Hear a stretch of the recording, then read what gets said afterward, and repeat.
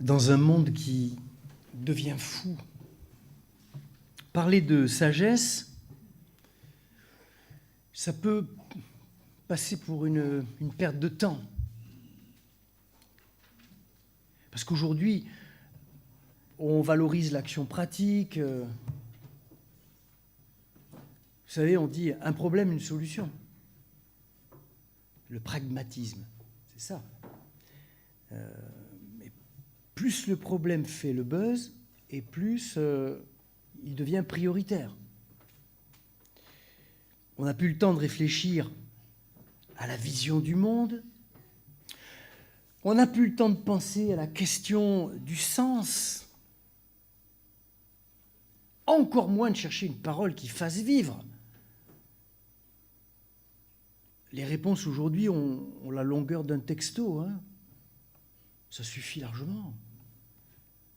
Eh bien, je vous propose de prendre le temps de nous mettre ensemble à la recherche de cette sagesse. Pas celle des philosophes, encore moins celle des influenceurs du moment, mais celle que la Bible contient comme un secret, comme un remède, comme une réponse à toutes les formes de crise qui ont traversé l'histoire. Oui, si on se mettait pendant quelques dimanches à la recherche de la sagesse, où est-elle passée? La sagesse de Dieu. Alors, la Bible en parle, bien sûr. On en trouve principalement l'éloge dans les livres dits de sagesse, comme le livre des Proverbes, sur lequel on va s'arrêter aujourd'hui, mais aussi le Cantique des Cantiques, les psaumes, Job, l'Ecclésiaste, connu aussi sous le nom de Qoélète. Mais que racontent ces livres? Le livre des Proverbes, par exemple, un recueil de petits conseils pratiques de notre temps pour être plus malin, plus sain que les autres. Et le livre de Job, le cri d'un vieux monsieur qui souffre énormément. Et le Qoélète, vous savez, c'est celui qui répète tout le temps « vanité des vanités, tout est vanité, poursuite du vent ». Et qui dit aussi « un temps pour tout sous le soleil », c'est lui. Voilà. Au-delà des petites phrases, que nous dit la sagesse biblique sur la vie, la mort, sur la souffrance, sur le temps qui passe et bien d'autres questions? Et je vous propose un voyage de 3, 4 dimanches, je ne sais pas encore, on verra. S'il n'y a plus personne dans la salle, je réduirai mes ambitions, mais on va essayer. Nous pourrions, je l'espère, en sortir plus grand, plus fort, meilleur, ensemble. Et aujourd'hui, un survol du livre des Proverbes. Mais d'ailleurs, avant de vous proposer mon assortiment de petits proverbes du livre des Proverbes, je suis sûr que vous avez, et en plus, comme nous sommes une assemblée multiculturelle, ce serait superbe que vous me sortiez quelques proverbes de grand-mère. Bon, vous en avez. Qu'est-ce qu'elle racontait, vos grand-mères? La mienne, elle en avait plein. Pas forcément biblique, hein? Allez-y. Oui? Après la pluie, le beau temps. Voilà, on observe le temps qui passe. Oui, oui, c'est ça.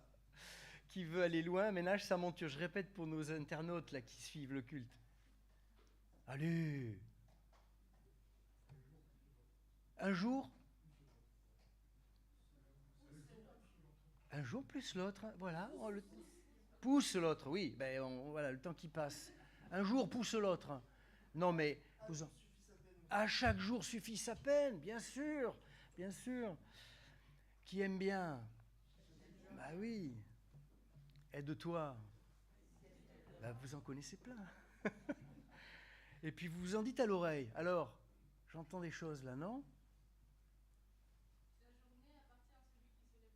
Oui, c'est pas un président de la République qui a dit ça? Non, non, c'est pas. Moi, il y en a un que j'adore. On va s'arrêter là parce que c'est pas le sujet, mais qui se couche avec les chiens se lève avec les puces. Pas mal celui-là.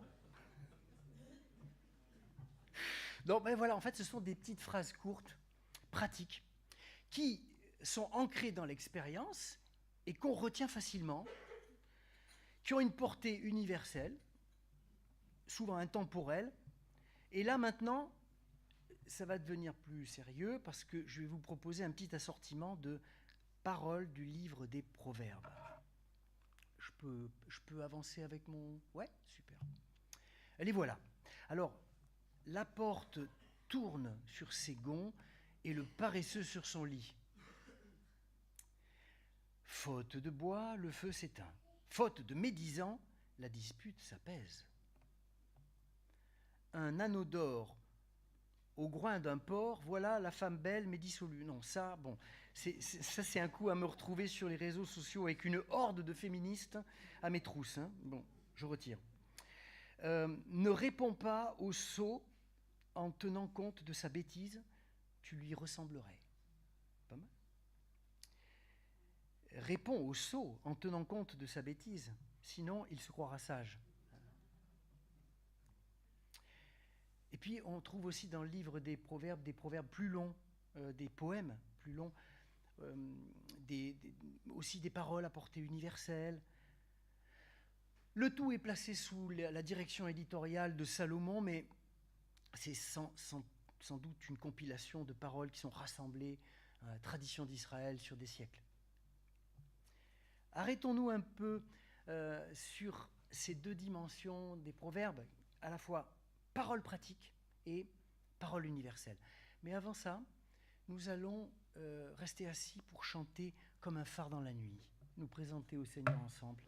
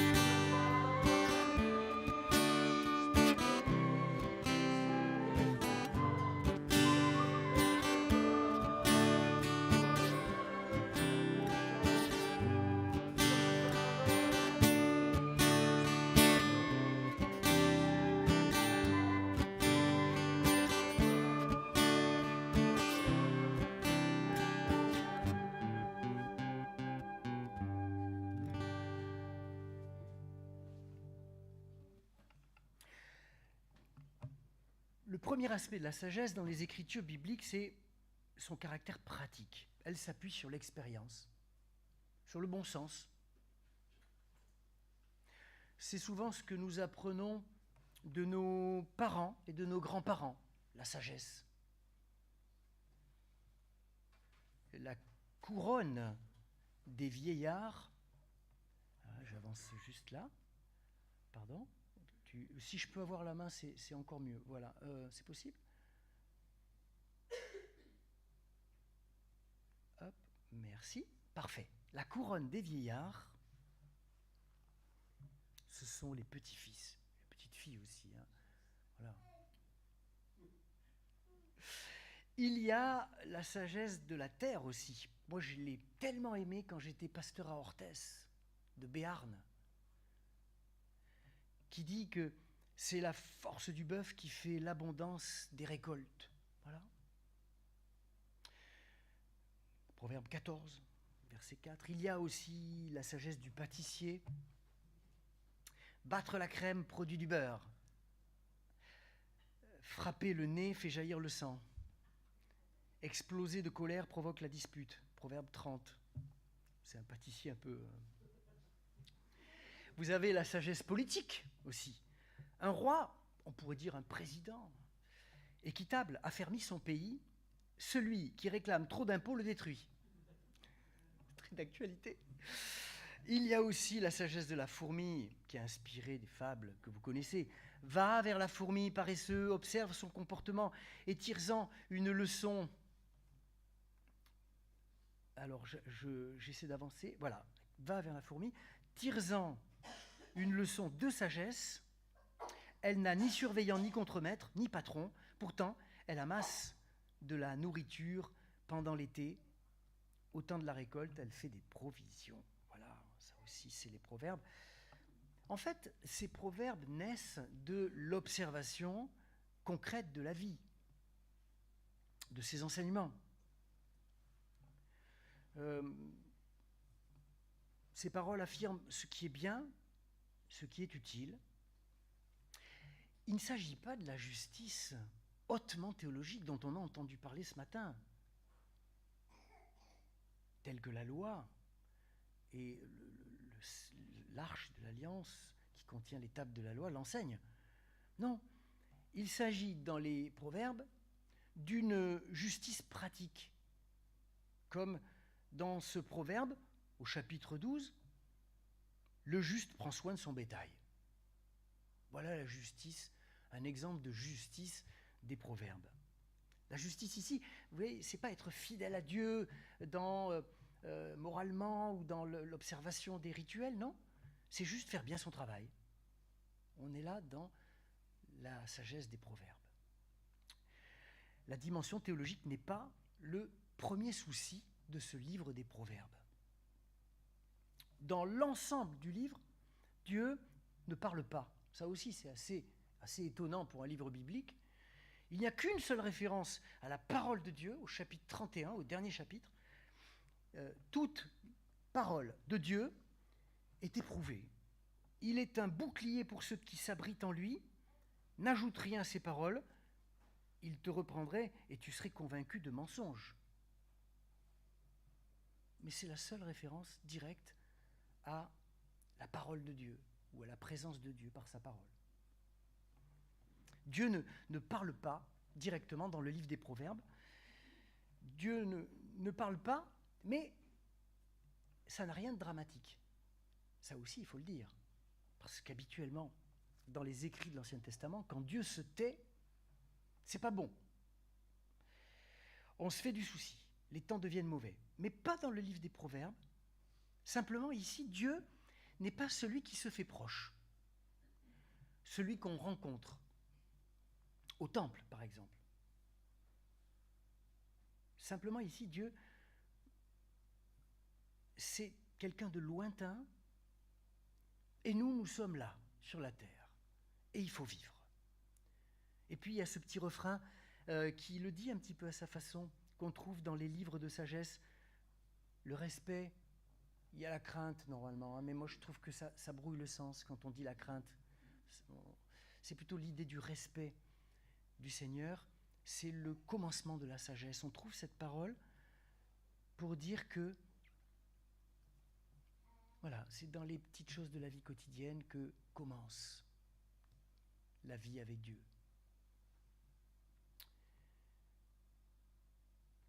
La sagesse n'est donc pas une révélation au sens prophétique du terme, ou comme les 10 commandements dans le livre de l'Exode. La sagesse se présente comme un chemin de vie pratique qu'il faut se fabriquer soi-même en réfléchissant, en observant et en étant immergé jusqu'au cou dans les problèmes de la vie quotidienne, de l'existence. La sagesse va prendre évidemment des formes différentes, des expressions différentes en fonction des époques, mais aussi des lieux, des cultures. Voilà la première chose que je voulais dire. Mais la sagesse biblique n'est pas seulement l'expression de l'intelligence pratique. Elle se tient aussi du côté de l'universel. D'abord parce qu'elle n'est pas l'affaire des spécialistes. La sagesse, ce n'est pas le truc du roi Salomon. Elle concerne tout le monde. Et au début du livre des Proverbes, on peut lire ceci. La sagesse est là pour donner aux naïfs un esprit avisé, au jeune homme de la connaissance, au sage du savoir, à l'intelligent l'art de diriger. Vous voyez, il y en a pour tout le monde. On part du naïf et on va jusqu'au roi. Tout le monde est concerné. Au chapitre 8, cette universalité de la sagesse va être célébrée dans un chapitre tout à fait étonnant, comme une présence quasi divine. C'est Madame la sagesse est là, présente, aux côtés de Dieu, avant même que le monde soit créé. Regardez ce passage tout à fait fort et étonnant. C'est elle qui parle, Madame Sagesse. Le Seigneur m'a conçu il y a très longtemps comme la première de ses œuvres, avant toutes les autres. J'ai été établi dès le début des temps, avant même que le monde existe. Avant la formation des montagnes, avant les collines, j'ai été enfanté. Heureux l'homme qui garde mes voies. Là, vous voyez que la sagesse n'est plus un petit dicton de la vie quotidienne, de grand-mère. Elle est une présence qui structure l'ordre du monde, qui transcende les cultures et les époques. Elle est de l'ordre de l'immuable, du divin. Et chose très intéressante, quand on compare la sagesse biblique avec des écrits mésopotamiens ou sumériens, plus anciens encore que les écrits bibliques, c'est très intéressant. On se rend compte que la sagesse est à peu de choses près la même en Égypte, en Perse, en Syrie, en Phénicie, en Israël. Vous voyez, on y trouve des principes de moralité communs à toutes les sociétés du croissant fertile. Les proverbes de la Bible puisent donc dans le patrimoine humain commun à tous les peuples du monde connu. On l'appelle comme ça le croissant fertile, le monde connu. Je trouve ça très beau d'ailleurs. Le Dieu de la Bible n'est pas un Dieu nationalisé, mais le Dieu de tous les hommes, le Dieu créateur de l'univers, de toutes les cultures. Ce qui nous permet d'ailleurs au passage de marcher pour la fraternité, là c'est le spot publicitaire, avec les autres religions, parce que nous sommes animés de valeurs, d'une sagesse commune, contenue dans des expressions différentes, dans nos écrits sacrés. La sagesse, on pourrait l'appeler comme ça, c'est le cadeau commun de Dieu offert à tous les hommes, à tous les peuples de la terre. Et dans ces livres de sagesse biblique, vous le remarquerez, si vous lisez le livre des Proverbes, par exemple, il n'est jamais question d'élection, de peuples mis à part pour une mission, d'une alliance spécifique, exclusive, qui est très présente ailleurs dans l'Ancien Testament.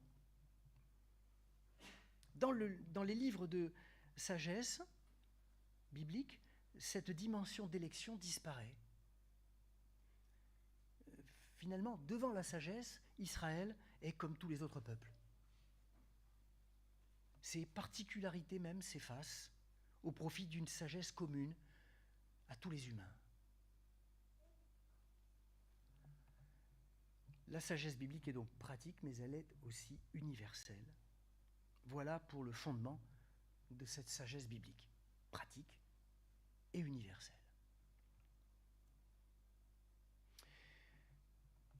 Mais vous allez me dire peut-être qu'il se pose une grande question à nous, femmes, hommes, venus ce matin, chrétiens, chrétiennes, chercher une parole pour notre vie. cette sagesse antique, biblique, pratique, universelle, a-t-elle encore quelque chose à nous dire? Peut-elle construire une vie bonne pour les femmes et les hommes du XXIe siècle? Ça, c'est une sacrée question. Depuis une cinquantaine d'années, le système de valeurs de l'Occident a profondément changé. Je suis assez vieux aujourd'hui pour dire que la sagesse de ma jeunesse se construisait à partir de grands récits, d'une vision commune du monde.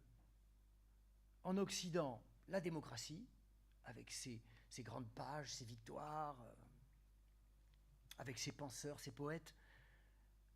À l'Est, le marxisme, avec son penseur et puis tous ses disciples.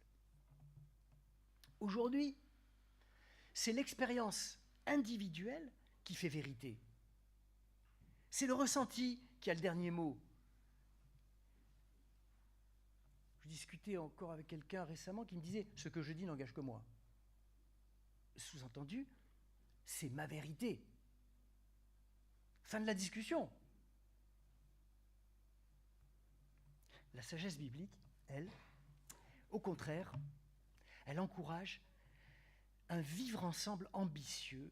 Elle cherche à fabriquer une société humaine harmonieuse, en diffusant des valeurs communes à tous les peuples, des valeurs interculturelles, des valeurs universelles, pratiques, qui viennent en défense de l'homme et de la création. Et ça, c'est un sujet très, très actuel, la défense de la création.